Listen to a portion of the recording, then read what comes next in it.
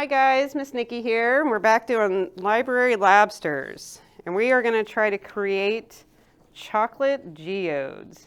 Have you ever seen those geodes that you can get and you just looks like a rock or whatever, and you break it in half, and then when you open it up, it's like cool little crystal-y things inside. So we're going to they're not going to come out perfect, but we're going to try. That is for sure. So we've got all of our stuff here. I'm going to go ahead and we've got the spray. I found this little tray. It looks like an egg tray, but it works really well at just the Dollar Tree. So you just take it and spray it around so that way your chocolate, when you want to take it out of there, it'll actually come out of there. So I already started kind of microwaving this to get it going. We're going to go ahead and turn that on and let it melt just a little bit more. But we can check out these guys. We got all these. These are just regular sprinkles. And then we've got these right here. If you see it, it's got some more chunk to it. These are the cool ones. That's your rock candy. So, and how I did this, I just bought it, just a package like this. And then you can take, and we're gonna get loud for a second. I should probably put these on, huh? Put on my safety glasses, because we're using the hammer, and we're just gonna, see how cool? Right? And then we can break that open if we want and put more in there. But I've got plenty in there, so we will be good. All right, we'll check this bad boy. I got my handy dandy little, look at that. Chocolate. Oh, and it's perfect. Now, I started this already before the video, obviously. So what you'll do when you're microwaving your chocolate, you want to just keep doing it like basically every 30 seconds. You want to check it. You want to melt it for a little bit and then just keep checking it every 30 seconds. So we're just going to take some and just drizzle it in here. Now it's going to seem like initially it's going to want to all go to the bottom. But you can play around with it and kind of get it to the edges. So just keep doing that. And then I did a little thing, because of course I already made some of these. You guys will see this magic trick we do. And like after you put them in the freezer for a little bit, you can take them out and then kind of mold them again and kind of keep pushing them up on the side. All right, we're going to pause for a minute while we put these in the freezer, and then we'll do our magic and bring out the ones that we have. All right, guys, we're back. We pulled them out of our little freezer.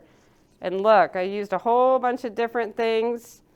So they've definitely got some color to them. I probably could have loaded them up more if they wanted to really get that in the middle.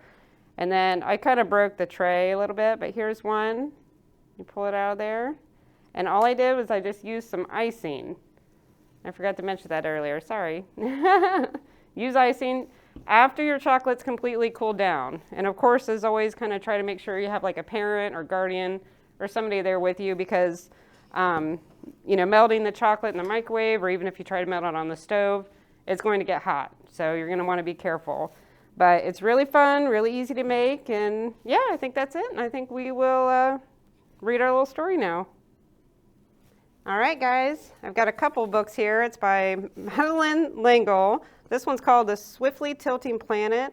I thought that just looked really cool. So that's one we have here for you to check out. But we're going to read a little bit of this one.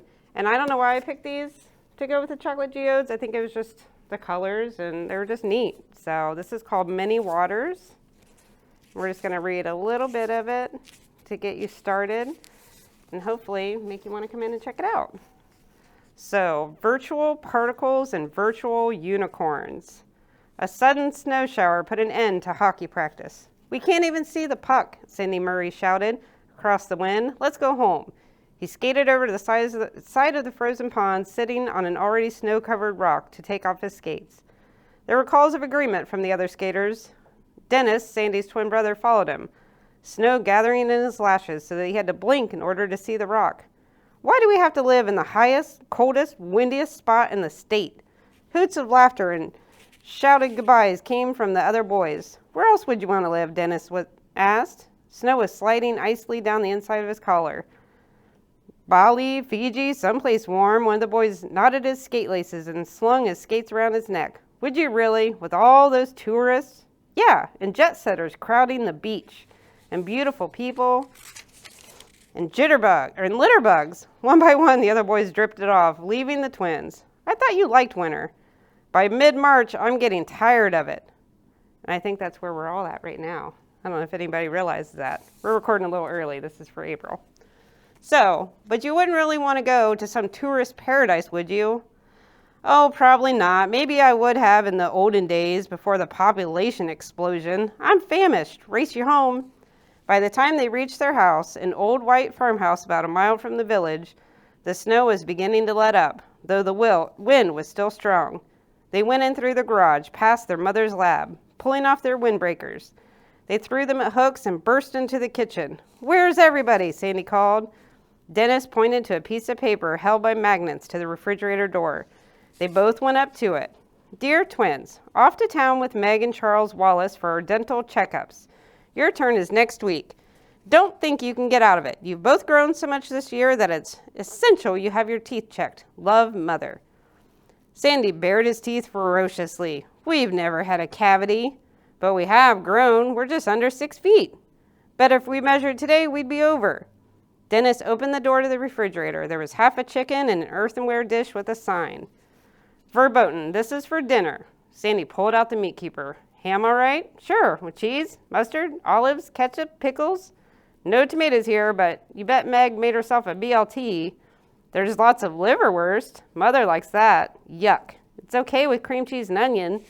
They put their various ingredients on the kitchen counter and cut slices of bread, fresh from the oven. Dennis peered into sniff apples slowly baking. Sandy looked over the kitchen table, where Meg had spread out her books and papers. "She's taken more than her fair share of the table. She's in college. We don't have as much homework as she does."